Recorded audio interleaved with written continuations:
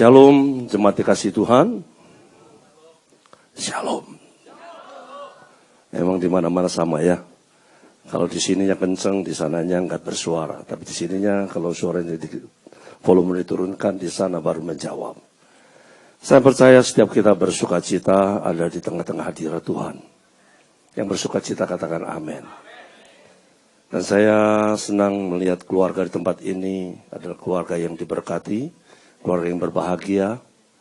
Dan kalau masih boleh diberikan kesempatan, maka saya ucapkan selamat tahun baru 2016. Karena ini masih Januari. Amin.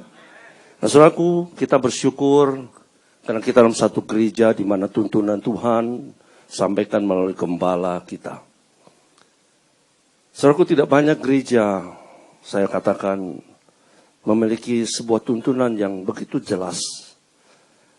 Step by step, tuntunan yang begitu luar biasa membawa setiap kita semakin mengerti apa tujuan kita di dunia ini. Terlebih kita sebagai umat percaya, karena sesuatu yang sangat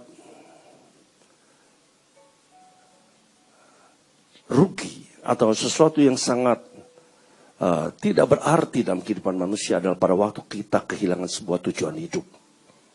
Tapi kita mengerti tujuan hidup kita di dunia ini yang waktunya sangat singkat, ya, maka kita ada orang yang berbahagia.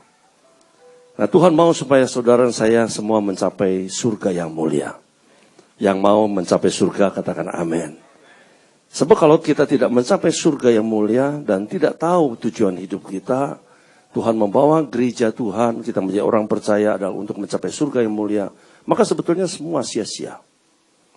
Apa artinya kita hidup? Katakanlah 70-80 tahun seperti Alkitab katakan, tetapi tiba-tiba saudaraku kita tidak mencapai sebuah tujuan. Sama seperti Musa yang sudah membimbing umat Israel. Bahkan dia senantiasa minta petunjuk Tuhan. Minta jalan Tuhan. Dia tidak minta perbuatan Tuhan. Antara jalan Tuhan dengan perbuatan Tuhan itu ada dua sisi yang sangat berbeda. Israel minta perbuatan Tuhan. Tetapi Musa minta jalan Tuhan. Nah, jalan Tuhan adalah sesuatu yang sulit.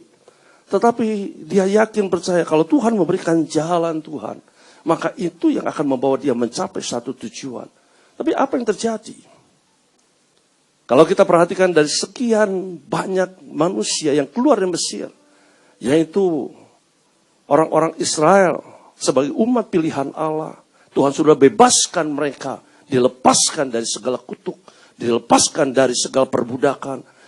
Namun sayang, karena mereka minta perbuatan Tuhan, artinya minta mujizat dan hanya minta berkat, itulah yang membuat kehilangan segala sesuatu. Artinya mereka seperti apa yang kita katakan, mereka hanya mati satu persatu dalam perjalanan 40 tahun di padang gurun itu. Berkat mereka terima. Mereka berjalan bersama dengan Tuhan, iya. Tapi saudaraku, mereka tidak mencapai tujuan, yaitu surga yang dijanjikan. Kalau pada waktu itu digambarkan adalah tanah perjanjian. Nah hari ini, kalau kita perhatikan saudaraku, Tuhan memberikan tuntunan kepada kita semua jalan Tuhan. Namun perhatikan, sama seperti Musa, jangan sampai kita tidak mencapai akhir tujuan itu. Karena Musa dipahitkan hatinya. Oleh siapa? Oleh umat Israel. Itulah sebabnya kalau Daud mengatakan, jagalah hatimu dengan segala kewaspadaan, sebab dari sanalah terpancar kehidupan. Berarti ini merupakan satu statement yang harus saudara dan saya perhatikan. Di sepanjang perjalanan sampai ke surga nanti, jaga hati kita. Yang mau menjaga hati katakan amin. Saudaraku, ini adalah kunci yang harus kita perhatikan. Namun saya tidak membahas tentang masalah itu, tapi itulah merupakan cuplikan yang saya bisa sampaikan supaya saudara perhatikan hari-hari ke depan setiap kita mau jaga hati supaya kita mencapai tujuan hidup kita, yaitu surga yang mulia. Mari saudaraku, kita akan sama-sama membahas kembali. Tentu gembala setempat sudah banyak menyampaikan, baik melalui tuntunan yang sampaikan melalui gembala pembina, gembala sidang, yaitu melalui Lukas pasal 4, 18, 19. Mari saya akan mengajak saudara kita membaca kembali dua ayat ini. Karena ini merupakan tuntunan sepanjang tahun 2016. Lukas pasal 4, 18. Roh Tuhan ada padaku, oleh sebab ia telah mengurapi aku, untuk menyampaikan kabar baik kepada orang-orang miskin. Dan ia telah mengutus aku untuk memberitakan pembebasan kepada orang-orang tawanan, dan penglihatan bagi orang-orang buta, untuk membebaskan orang-orang yang tertindas, untuk memberitakan tahun rahmat Tuhan telah datang. Saudaraku, dari dua ayat ini maka menangkap dari apa yang disampaikan juga melalui pastor message, gembala menekankan bahwa ini adalah satu tahun yang sangat exciting, karena ini adalah satu tuaian yang sangat besar Tuhan akan lakukan di hari-hari menjelang kedatangan Tuhan Yesus kedua kali. Namun tuaian tidak lepas daripada ada yang memberitakan, ada yang mau menjadi penuai itu. Seperti firman Tuhan katakan bahwa begitu luar biasanya bahwa ladang sudah menguning, tapi di mana penuai itu? Nah, kalau Bapa mengutus Tuhan Yesus 2000 tahun yang lalu, sehingga inilah yang diucapkan oleh Tuhan Yesus dalam Lukas pasal 4 pada waktu Tuhan Yesus ada di sinagog atau di bait Allah yang ada di kota Nazaret. Saudaraku, berarti Tuhan Yesus melakukan tugasnya sehingga dia pada akhir hidup di atas kayu salib dia mengatakan, "It's finished." Semua genap. Dapatkah kita pada waktu kita dipanggil pulang, kalau Tuhan Yesus belum datang, kita bisa katakan bahwa it's finished, semuanya sudah selesai, semuanya sudah genap? Atau Tuhan Yesus datang menjemput gereja dan kita bisa menikmati semua yang dijanjikan Tuhan itu? Namun ada satu hal yang harus saudara dan saya perhatikan. Tuhan Yesus sesuai dengan nubuatan yang ditulis dalam Yesaya 61. Dalam ayat 1 sampai ayat 3 yang dibaca oleh Tuhan Yesus di dalam bait Allah yang ada di Nazaret, yaitu yang ditulis dalam Lukas pasal 4. Hari ini adalah tugas yang Tuhan percayakan kepada gerejanya. Karena sangat jelas di sini katakan, Roh Tuhan ada padaku, oleh sebab ia telah mengurapi aku, untuk menyampaikan kabar baik. Tugas saudara dan saya hari ini adalah menyampaikan kabar baik kepada orang-orang miskin. Miskin di sini tidak hanya diartikan bahwa miskin secara materi, namun miskin di sini adalah miskin dalam segala aspek kehidupan manusia. Saudara dan saya mengerti bahwa begitu banyak sekali di luar orang-orang miskin. Kalau di sini ada Pak Eko bersama Ibu yang senantiasa hadir di dalam acara Healing Women Crusade yang dilakukan oleh gembala kita di setiap kota-kota, desa-desa. Bahkan sudah mencapai 250 berapa Bu? Pak, 254 kali. Saudara bisa dibayangkan, kalau kita perhatikan, kalau gembala menanyakan siapa yang datang di sini, saudara sedang ada masalah. Maka saudaraku, masalah ekonomi, masalah soal kehidupan, masalah soal kesehatan, masalah segala aspek, maka mereka semua angkat tangan, saudara. Ini bicara tentang sebuah kemiskinan. Jadi ternyata miskin ini tidak diartikan hanya kepada masalah ekonomi saja, tetapi segala aspek kehidupan manusia. Nah, sebab itu saudaraku, ini merupakan tugas yang Tuhan percayakan kepada gereja Tuhan hari ini, yaitu saudara dan saya. Kita harus mengerti, kita ada duduk di tempat ini, ada satu tugas yang besar. Itu sebabnya dikatakan di dalam firman Tuhan, bahwa kalau Bapa mengutus Tuhan Yesus, maka hari ini, sesuai firman Tuhan, kita ada utusan-utusan kerajaan. Yang mengerti katakan amin. Saudaraku, bayangkan, satu panggilan utusan sebagai duta-duta kerajaan. Bukankah ini satu kehormatan yang luar biasa? Dan saudara tidak mengerti akan prinsip ini, saudaraku, kita akan menjadi Kristen yang sia-sia. Saudaraku, hari ini dunia sedang menantikan utusan-utusan ini. Sementara utusan begitu banyak di tempat ini. Tapi pada waktu saudara keluar dari tempat ini, saudaraku, yakinkan dirimu, engkau adalah utusan kerajaan Allah. Yang sukacita katakan amin. Tepuk tangan buat Tuhan kita, haleluya. Baik di dalam marketplace, dalam segala aspek kehidupan saudara. Mari saudaraku, saya akan membahas sedikit tentang utusan ini.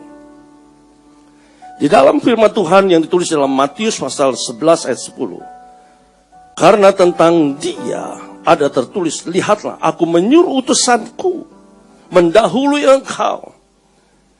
Ia akan mempersiapkan jalanmu di hadapanmu. Saudara perhatikan, dia akan berjalan di depanmu untuk mempersiapkan jalanmu di hadapanmu, saudaraku. Oh, luar biasa. Sebagai satu utusan, Kristus diutus oleh Bapa di surga. Nah, saudaraku, di dalam Yohanes pasal 13 ayat 16 ayat 17 mengatakan demikian. Aku berkata kepada sesungguhnya seorang hamba tidaklah lebih tinggi daripada tuannya, ataupun seorang utusan daripada dia yang mengutusnya. Jikalau kamu tahu semuanya ini, maka berbahagialah kamu. Bukan berbahaya, saudaraku. Berbahagialah. Amin. Amin. Berbahagialah kamu jika kamu melakukannya. Artinya saudaraku, kalau kita mengetahui tapi kita tidak melakukan, berarti kita tidak termasuk dari orang yang berbahagia itu. Tapi kalau engkau mengerti dan engkau tahu tugasmu pada waktu engkau meninggalkan tempat ini, engkau sebagai utusan-utusan kerajaan Allah, sebagai duta-duta Injil kerajaan Allah, maka engkau ada orang yang berbahagia pada waktu engkau melakukannya. Tepuk tangan buat Tuhan kita, haleluya. Saudaraku, melakukan tugas yang Tuhan perintahkan kepada kita, it's very simple. Nah, kita sedang terapkan di dalam gereja kita yang di Bandung, adalah dengan program 3S. Smile, spread the love, and shalom. Cuma itu saja. Pada waktu engkau tahu, engkau sebagai utusan kerajaan, engkau keluar, ketemu dengan orang, engkau senyum. Suasana akan berubah dengan senyumanmu. Amin. Di dalam sebuah lift ada 8 orang, semuanya diam. Apalagi saudaraku, kalau itu dari 100 turun sampai ke 1, bisa bayangkan kira-kira berapa menit, saudaraku. Semua diam. Tapi begitu ada yang mengatakan shalom, ada yang mengatakan luar biasa hari ini, hari yang indah, maka suasana akan cair. Yang setuju katakan amin. Apakah saudara mau menunggu 100 lantai dengan hanya berpaku tangan? Atau engkau memberikan senyuman? Senyum kiri, senyum kanan. Coba sekarang praktekkan dulu. Senyum kiri, senyum kanan. Amin. Saudaraku, ini tugas utusan. Kadang-kadang kita berpikir, wah, saya kan gak mengerti tentang firman Tuhan. Saya belum mempelajari. Nanti kalau orang bertanya sama saya, bagaimana saya menjawab? Saudaraku, gak usah yang repot-repot. Katakan kiri kanan, jangan repot-repot. Senyum saja dulu. Pada waktu engkau memberikan senyuman, saudaraku, semua akan menjadi cair. Pada waktu engkau menyapa, ya, spread the love, artinya saudaraku, menyebarkan kasih. Kau hanya mengatakan, ada satu rahasia, aku mau sampaikan kepadamu. Iwan, Pak Iwan dengar, bahwa Tuhan mengasihi engkau. Wah, dia langsung, waduh, luar biasa. Padahal dia sudah mau terjun dari lantai 50 ke bawah. Gara-gara Tuhan mengasihi Pak Iwan, langsung dia sadar bahwa masih ada yang mengasihi dia. Siapa tahu? Ini maksudnya bukan Iwan yang ini, Iwan yang di Cibaligo, saudaraku. Nah, saudaraku, mari kita lanjutkan. Kalau saudara memperhatikan dalam Matius pasal 16, satu hari di mana Tuhan Yesus ada bersama murid-muridnya di Kaisaria Filipi. Tuhan Yesus bertanya kepada orang banyak, menurut kalian siapakah aku ini? Semua orang memberikan jawaban yang tidak memuaskan Tuhan Yesus. Karena mereka mengatakan, engkau salah satu daripada nabi. ada yang mengatakan Yeremia, ya, ada yang mengatakan Elia. Sehingga pada waktu itu Tuhan Yesus bertanya kepada murid-muridnya, loh, menurut kalian aku ini siapa? Tiba-tiba Simon berdiri dengan berani, engkau adalah Mesias, anak Allah yang hidup. Tuhan Yesus memandang dia. Dia tahu bahwa ini adalah waktu dia untuk memproklamirkan siapakah dia. Tuhan Yesus senyum kepada Simon. Simon, bukan manusia yang mengatakannya, tetapi Bapakku yang di surga yang mengatakannya. Tapi aku mau berkata kepadamu, engkau tidak lagi akan disebut Simon, tapi engkau akan disebut Petrus. Dan di atas engkau, I will build my church. Aku akan membangun gerejaku. Perhatikan kalimat selanjutnya, dan alam maut tidak bisa menguasai. Dan Tuhan Yesus tidak berhenti sampai sana. Dan aku akan memberikan kepadamu kunci kerajaan. Apa yang kau ikat di bumi terikat di surga. Apa yang kau lepaskan di bumi terlepas di surga. Oh, saudaraku, kalau saudara mengerti akan kalimat itu, betapa engkau ada orang yang luar biasa. Apa yang kau ikat di bumi terikat di surga. Apa yang kau lepaskan di bumi terlepas di surga. Itulah doa saudara yang dijawab oleh Tuhan. Pertanyaan, sudah ngalami belum? Nya encan, kata encan itu bahasa Perancis, peranakan Ciamis. Belum. Kenapa saya doa kok? Enggak ada. Boro-boro surga. Atap-atap ini aja nggak nembus. Ini masalahnya. Nanti kita akan bahasnya. Tetapi saudara dan saya harus yakin bahwa ini firman Tuhan, bukan apa yang katakan Pak David. Bukan. Kalau firman Tuhan berkata, berarti ini saudaraku pasti terjadi. Pasti terjadi. Saya mau bernostalgia sebentar. Kalau saya ingat tahun 2006, Pak Niko terima pengurapan. Saya mengikuti saudaraku di mana Pak Niko pergi. Pada waktu ada di Amerika, di hari memperingati 100 tahun kegerakan karismatik Pantekosta.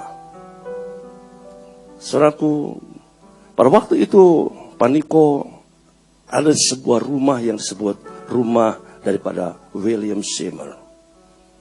Saya melihat dengan mata kasat saya. Saudaraku, Pak Niko itu bukan dibuat-buat, saudaraku. Dia bukan bikin sesuatu yang emosional, enggak. Tiba-tiba dia terima pengurapan itu. Di mana? Di ruangan daripada William Seymour. Pak Niko terima urapan. Aduh, saya tahu ini urapan dahsyat dan kami yang merasakan semua. Saudaraku, tiba-tiba dijelaskan bahwa ini adalah mimbar daripada Kathryn Kuhlman. Pada waktu mendengar itu, Pak Niko semakin mengerti sebetulnya apa yang Tuhan akan kerjakan dalam dia. Karena ini merupakan dari nubuatan daripada nubuatan. Sehingga ini merupakan sebuah konfirmasi daripada konfirmasi yang diterima oleh Pak Niko di sepanjang tahun 2006. Pada waktu 2006 kalau tidak salah. 2006 ya. Terus berapa ya? Itu 9 tahun berapa itu? Saya lupa itu. Nah, saudaraku, pada waktu Pak Niko terima itu, kami pulang. Saya itu taruh dalam hati, ada apa sebetulnya? Nah, Pak Niko tidak melakukan action apa-apa. Tetapi, saudaraku, tiba-tiba kami dari tim Bandung, pada waktu Pak Niko ada di Bandung, Pak, kenapa nggak coba aja lakukan? Ya, tes lah. Dalam hati saya tuh pengertiannya ngetes lah. Kalau Pak Niko sudah terima urapan, sudah terima kunci, ya, melalui sebuah nubuatan yang disampaikan dari seorang hamba Tuhan. Siapa namanya? Pak siapa? Hamba Tuhan dari Amerika. Chuck Pierce ya. Nggak, saudaraku. Jadi saya tuh begitu yakin bahwa ini ada sesuatu yang akan Tuhan kerjakan. Maka kami sebagai pencetus atau kan pelopor atau kan sebagai orang yang memberanikan diri lah mengajak Pak Niko, ayo coba buat sebuah KKR kesembuhan ilahi. Dipersiapkan hari hanya yaitu tanggal 8 bulan 8. Nah saudaraku, pada waktu itu 2006 kalau nggak salah, Paniko mempersiapkan diri, bingung, ngapain ya? Saudaraku, saya juga tidak tahu di satu ruangan yang bisa menampung sekitar 10.000, 12.000 orang. Sangat mengejutkan pada waktu kami datang, saudaraku, bersama Paniko, orang sudah memenuhi tempat itu. Yang lebih mengejutkan lagi adalah semua saudaraku hampir sekitar 20 baris diisi oleh orang-orang yang sakit. Dan juga saudaraku, yang lebih luar biasanya adalah ranjang rumah sakit di bawah saudaraku datang ke ruangan itu. Bisa dibayangkan Paniko yang belum tahu apa-apa tiba-tiba begitu masuk ruangan itu. Kira-kira saudaraku hatinya bagaimana? Kalau bisa didengar saudaraku dengan telinga, itu pasti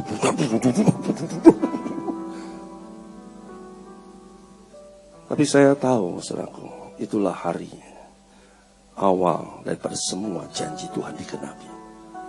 Begitu kita melangkah saudaraku, kau akan melihat bahwa campur tangan Tuhan atas setiap saudara. Tepuk tangan buat Tuhan kita. Kuncinya cuma itu saudara. Kalau saudara perhatikan hari ini, Petrus tidak ada di dunia ini. Tapi saudaraku, sebuah kuburan daripada 12 murid yang hadir pada waktu itu, hanya kuburan Petrus yang ada di Vatikan. The St. Peter Church. Saya oleh anugerah Tuhan, saya mengunjungi tempat itu lebih dari 2-3 kali. Saudaraku, sebuah gedung yang begitu mewah. Mosaiknya saudaraku ditaruh satu persatu. Bukan mosaik yang seperti sekarang saudaraku, 1 meter ditempel satu-satu. Ternyata bukan mosaik itu saudaraku, plastik. Tapi itu adalah mosaik satu persatu di tanganmu. Hanya untuk mengenang seorang yang bernama Simon Petrus. Saudaraku, sesuai dengan nubuatan, dengar gereja Tuhan sebagai utusan kerajaan.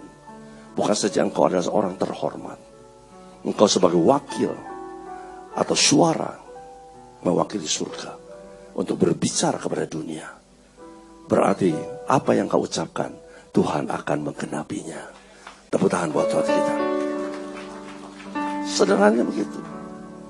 Kalau engkau katakan atas orang sakit, engkau sembuh. Jangan kau pikirkan sembuh enggak ya, sembuh enggak. Udah, itu bukan urusan saudara. Karena saudara, saya tidak bisa menyembuhkan orang sakit. Tapi yang bisa adalah yang mengutus kita.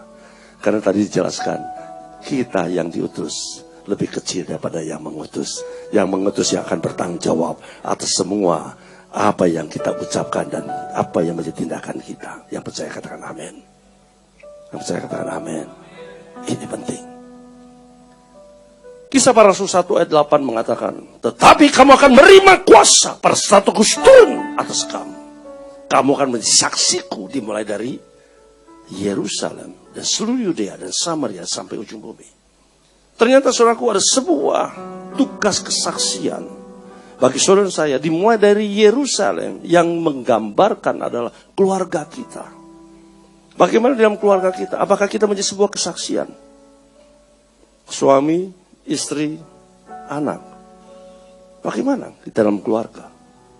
Itu merupakan tempat latihan kita. Itulah gereja yang paling kecil. Yaitu dimulai dari keluarga-keluarga. Di seluruh Yudea, di antara orang-orang percaya. Di dalam gereja, persekutuan orang percaya ini. Dan Samaria, di luar gereja. Di komunitas saudara. Sampai ke ujung bumi atau bangsa-bangsa. Saya perhatikan saudaraku, kalau saya mengikuti gembala kita, dan sejak tahun 88, saya bersama dengan beliau. Saudaraku, waktu itu kita mana pikir hari ini kalau Paniko dipakai untuk bangsa-bangsa. Tapi semua kita harus tahu step-stepnya. Kalau engkau tahu bahwa ada satu tugas yang besar yang Tuhan akan pakai, saudara. Saudaraku, bukan berarti semua harus menjadi penginjil atau menjadi gembala sidang. No. Jangan saudara mempunyai konsep atau pandangan seperti itu. Berarti di dalam bisnismu, engkau akan dipakai secara luar biasa. Engkau akan dipakai untuk bangsa-bangsa. Dari usahamu, engkau akan membuka usaha yang menjadi berkat buat bangsa-bangsa yang percaya. Katakan amin. Tepuk tangan buat Tuhan kita. Haleluya. Nah saudaraku, ini yang Tuhan janjikan kepada kita. Kalau saudara menangkap. Oleh sebab itu saudaraku, kalau kita perhatikan, kalau kita rindu untuk mengalami semuanya itu, ada satu tugas yang besar. Maka hal yang penting adalah saudaraku, kita perlu pengurapan. Sebab itu tadi dikatakan di dalam Lukas pasal 4 ayat 18. Ya, mengatakan bahwa Roh Tuhan ada padaku oleh sebab ia telah mengurapi aku.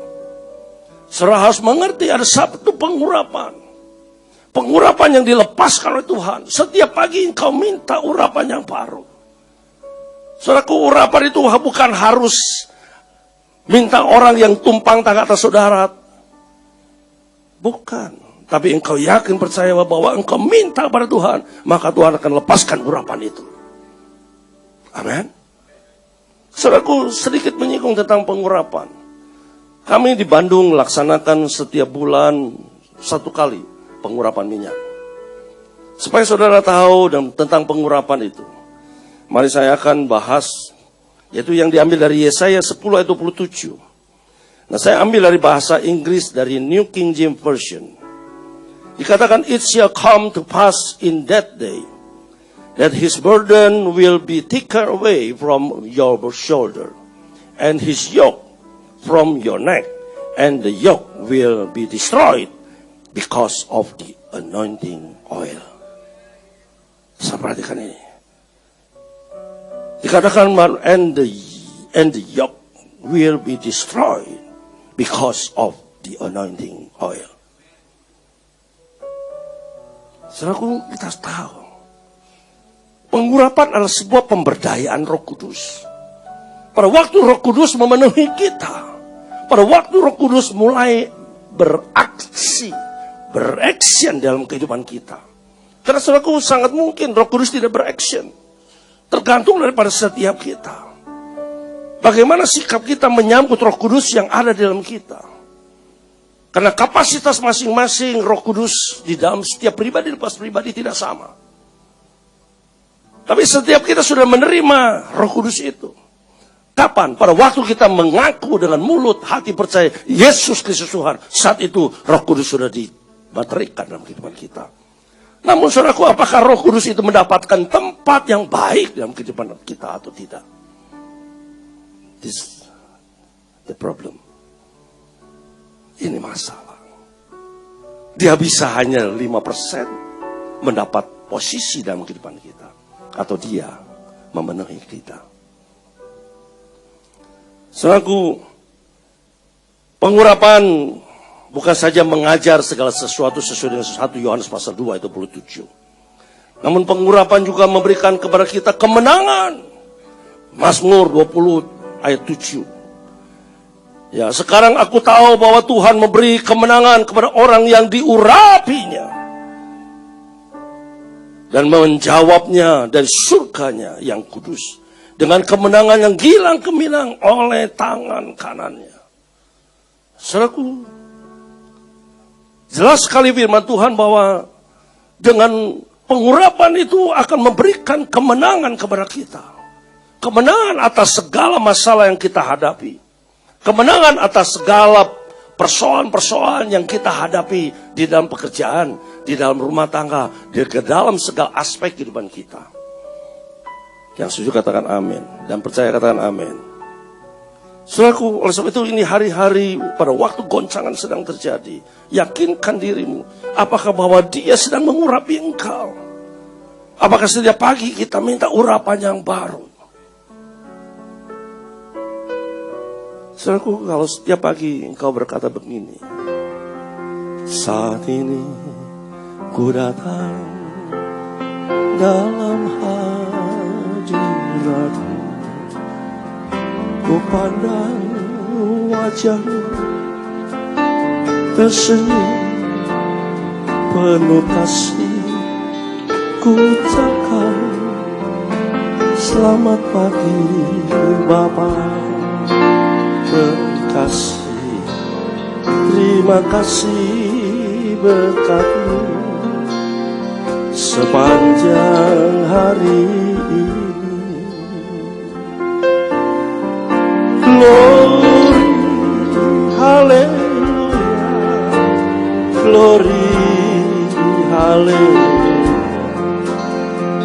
glory, haleluya, glory, haleluya, glory, haleluya, glory, haleluya, glory, haleluya, haleluya, glory, haleluya.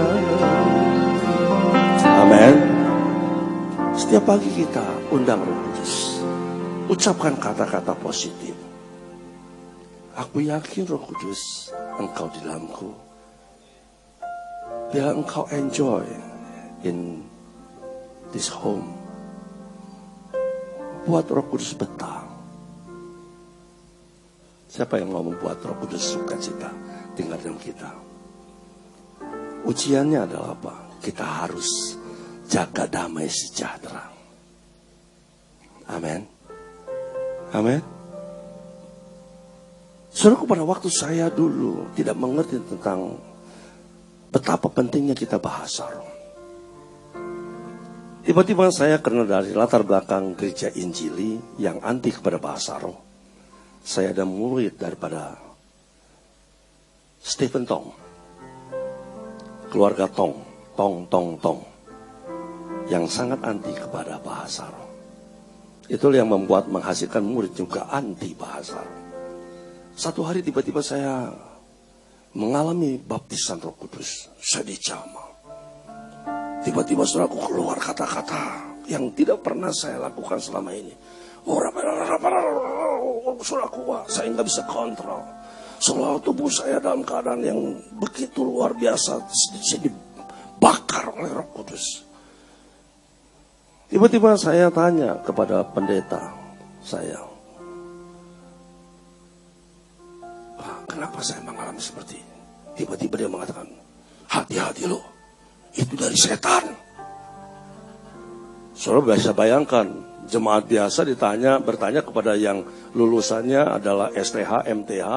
Saudaraku, dia mengatakan, hati-hati itu dari setan. Langsung saudaraku, pakpuk.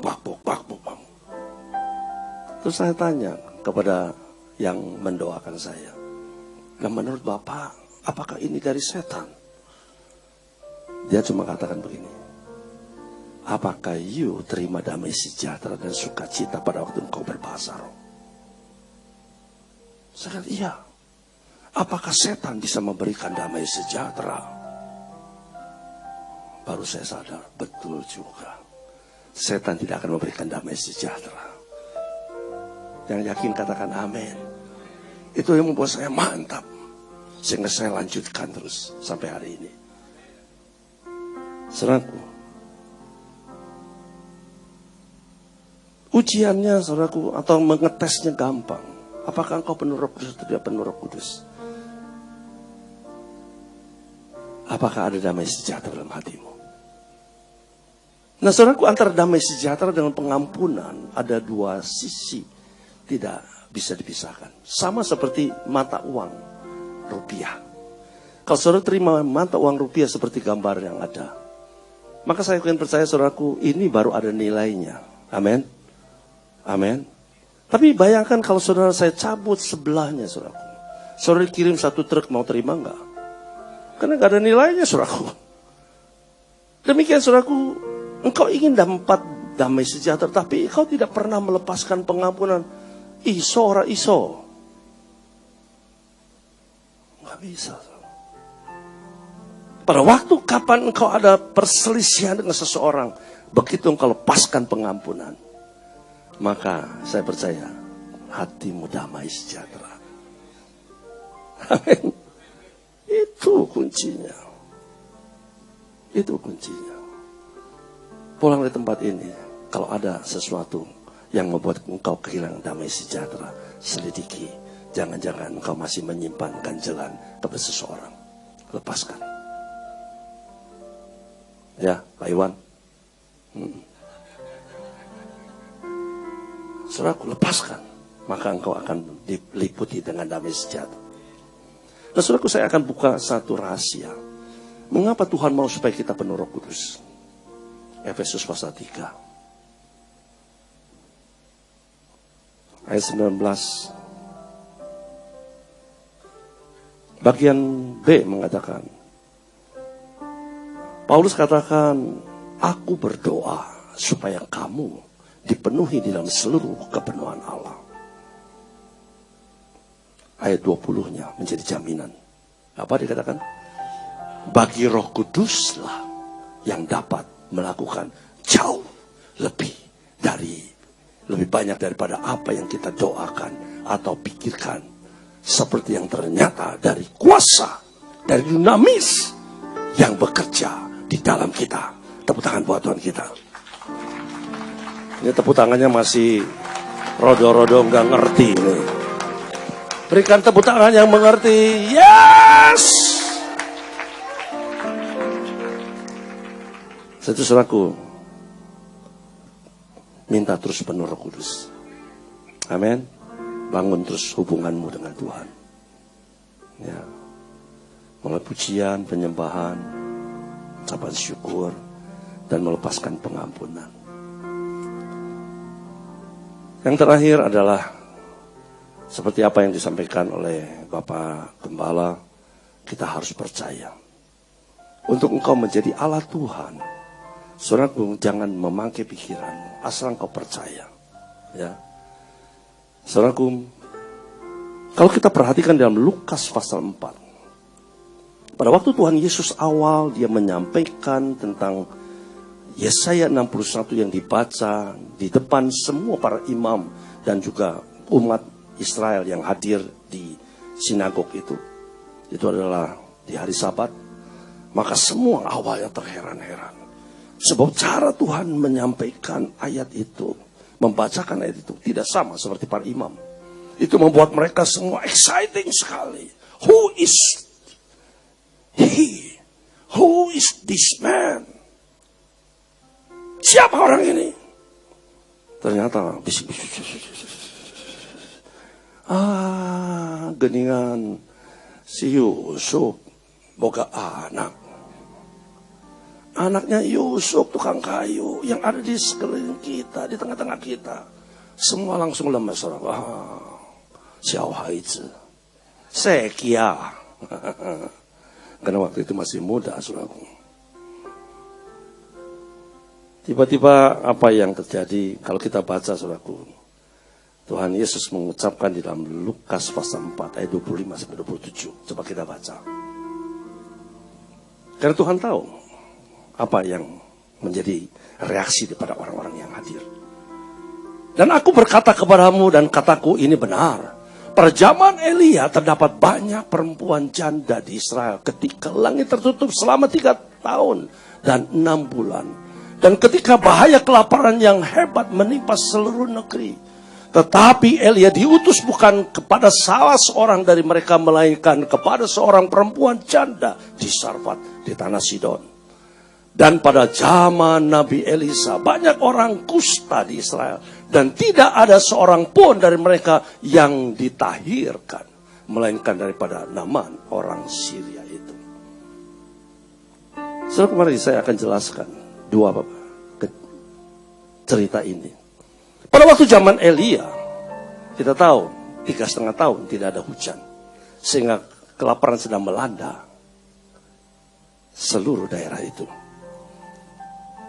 Nah, saudaraku, seharusnya Elia melakukan mujizat kepada orang Israel, tetapi justru Elia diutus Tuhan adalah kepada janda di Sarfat yang ada di Sidon, di bagian utara, di luar dari wilayah Israel. Why? Kenapa? Karena Israel tidak percaya. Saudaraku, dengar gereja Tuhan hari ini. Kalau engkau mau dipakai Tuhan, engkau harus percaya. Amin. Dan mempercayai Tuhan. Kadang-kadang kita percaya. Mempercayai Tuhan keheula. Mengkodisi. Dan Asia. Apalagi wait and see. Sedang nggak langsung kita percaya. Karena otak manusia muncul, saudaraku. Pikiran manusia itu muncul. Konsep manusia muncul. Hitungan, matematika, semua, saudaraku. Pelajaran-pelajaran yang kita dapatkan dari sejak SD sampai university, sampai S2, S3, sampai S-teler, saudaraku. Semua diukur dengan konsep manusia. Hitung. Impossible. Padahal Tuhan katakan, just believe. Pada waktu Elia datang kepada janda di Sarfat. Bisa aku dapat minuman? Oh, ada air putih. Memang air putih yang aku minta. Bukan minta bir, bukan. Aku juga tidak minta yang lain. Tidak minta Coca-Cola. Sediakanlah air. Sudah minum. Langkah kedua. Kepada janda di Sarfat dikatakan, apakah engkau punya roti? Hah? Roti? Oh, aku punya sedikit mie. Sedikit tepung dan sedikit minyak. Dengan satu olahan saja. Aku bersama dengan anakku makan. Kami tidak punya apa-apa lagi. Dengan bahasa yang agak sedikit ketus mungkin. Karena ini hamba Allah ini bocengli. Udah dikasih minum, sekarang minta roti. Teng-tengan atuh. Kan saudara juga suka begitu ya? Enggak di sini sih. Ini hamba Tuhan teng-tengan. Mas perpuluhan minta lagi apa? Minta lagi persembahan sulung. Teng-tengan. Ada nggak pikiran seperti itu? Kebangetan sekali, ini gereja apa ini? Tapi di sini nggak ada ya. Saudaraku, pada waktu itu dia mengatakan begini, ada sedikit tepung, sedikit minyak, dengan satu olahan, aku bersama dengan anak. Mengapa anaknya disebut, saudaraku? Artinya kalau you tega sama I, jangan sampai you tega sama anak I dong. Sampai hari ini pun, saudaraku, secara undang-undang PBB, anak harus dilindungi. Saudara tangkap itu. Tapi saudaraku, Elia yang bocengli itu, dia tetap mengatakan, kalau gitu, you buat dan buat I dulu. Bukan buat you dulu, sisanya buat I. Hari ini dengar, apakah engkau memberikan kepada Tuhan yang sisa atau yang the best? Jawab dalam hatimu. Jangan anak yang sudah agak sedikit diketeler. Wah, ini tanda-tandanya. Ini Hong Hiam. Udahlah, sekolahkan Alkitab. Yang model begini, sekolah Alkitab saja. Sisa barang yang sudah tidak lagi bisa diharapkan untuk memegang perusahaan AI ke depan. AI kasih buat Tuhan. Maka saudaraku tidak heran kalau di sekolah Alkitab banyak teler-teler.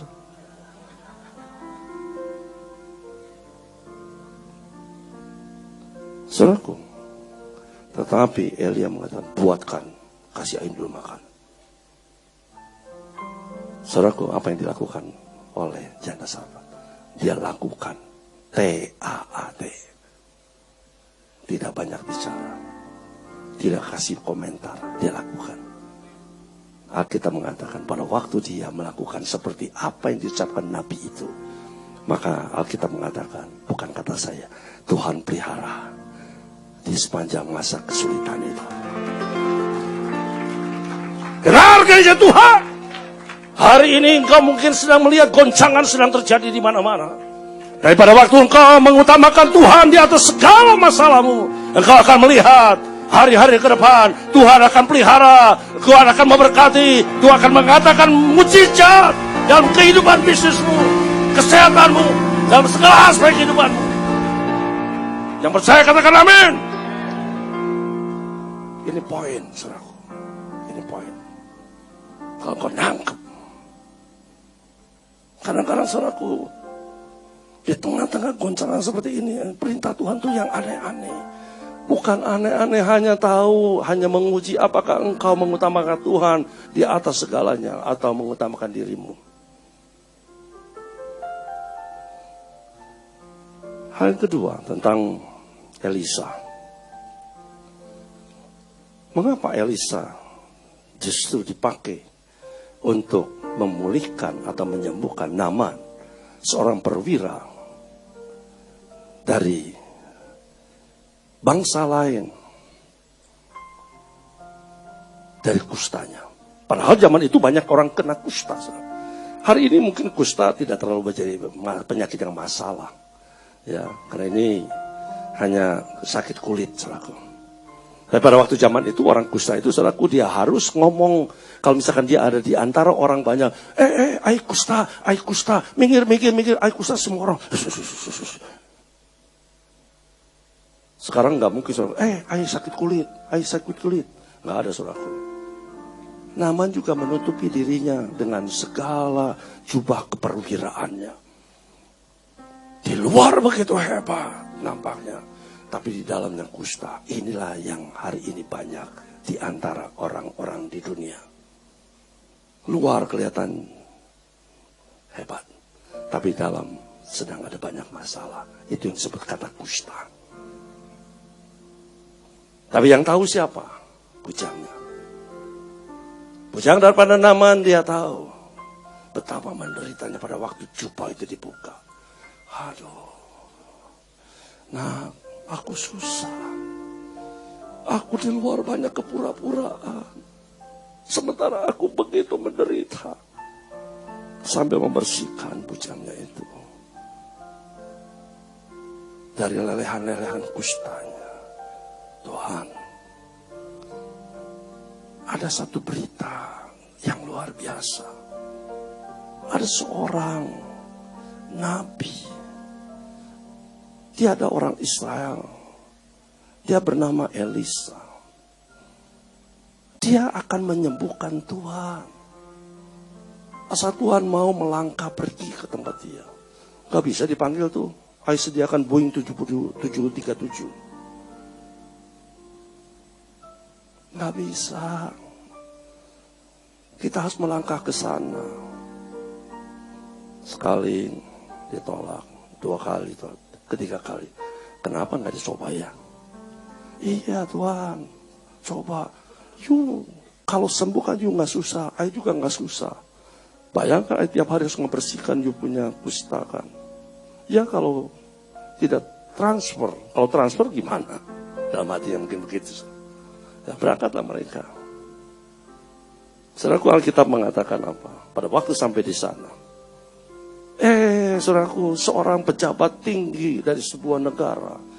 Biasanya kalau datang, saudaraku, maka nabi itu akan muncul. Hormat. Boro-boro, saudaraku. Begitu datang, saudaraku, yang keluar adalah bujangnya Elisa. Dengan menyampaikan pesan. Pergi saja ke sana, kata tuanku. Tuh, ke Sungai Yordan, celupkan 7 kali. Maka engkau akan sembuh. Kurang ajar. Muncul kagak, gua jauh-jauh datang di sini. Nggak kasih muka kayak dikit gitu. Udah pulang.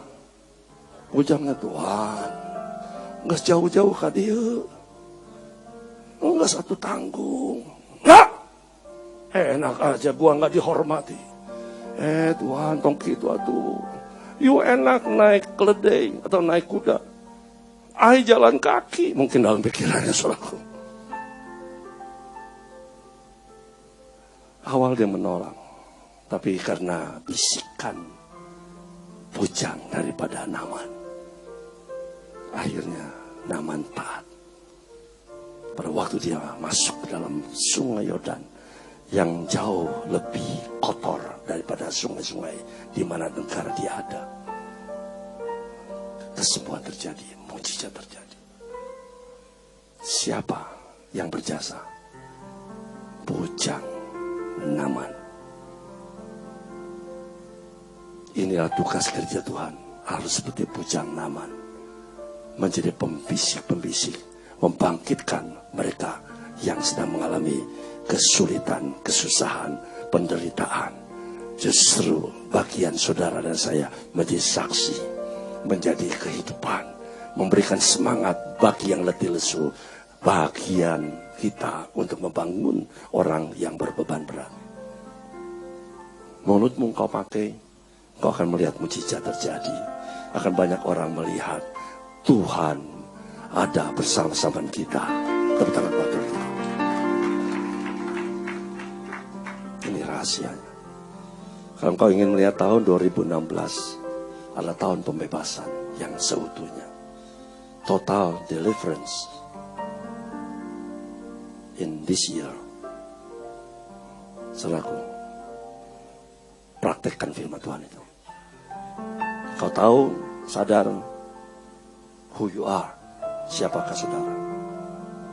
Kalau kau tahu apa menjadi rencana Tuhan dalam kehidupan saudara, menyelamatkan kita sebagai orang-orang percaya kepada Dia.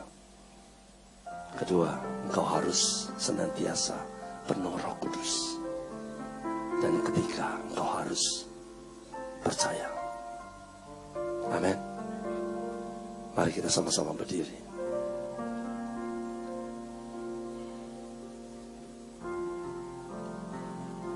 Berabasya.